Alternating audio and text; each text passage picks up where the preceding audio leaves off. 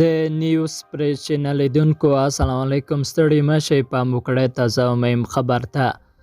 طالبان په دا سال کې د کابل په ګډون په بېلابېلو ولایتونو کې د تصفیوي عملیاتو د پیل خبر ورکوي چې په دې وروستیو کې د طالبانو مخالفې د ملي مقاومت جبهې پر طالبانو د 3 وسلوالو حملو ادعاګانې کړې دي.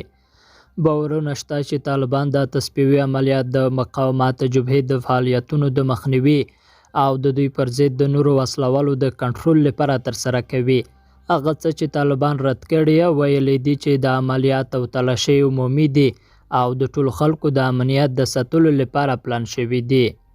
پر ټولنیزو رسنیو په بېلابېلو خپرو شوو ویډیوګانو او عکسونو کې ښودل کېږي چې د طالبانو له پلټنو وروسته د کورونو وسایل ګډوډ شوي دي. ویډیوګانو کې ادعاګانې شوي چې طالبانو د کور په کور تلاشیو منظمه روزنه نه ده لیدلې او له خلکو سره یې چلند ډېر ښه نه دی. د کابل ښاروي اوسېدونکي چې کور ته یې طالبان د تلاشۍ لپاره ورغلي وه د نوم نه ښودلو په شرط ازادي راډیو ته وویل چې دا کورنۍ ډېره وېرېدلې ځکه په خبره یې د طالبانو د تلاشۍ روانه طریقه ویرونکې ده. طالبان راغلي وو، کور یې ټول تلاشي کړ، ماشومان مې ډېر وېرېدلي وه، دوی یو ځای هم پرې نه ښود، ټول کور یې ګډوډ کړ. خو د دې ښار یو شمېر نور اوسېدونکي بیا د تصفیوي عملیات په ښه پال نیسي او وایي ښایي له دې سره په امنیت کې لا ښه والی راشي. د کابل ښار د 9 امنیتي حوزې اړوند د پکتیا کوټ سیمې اوسېدونکی چې دا هم نه غواړي په راپور کې نوم واخیستل شي ازادي راډیو ته یې په دې اړه وویل. پرون تقریبا 9 بجې وې چې درې د اماراتو سرتېري راغله او زموږ کور یې تلاشي کړ.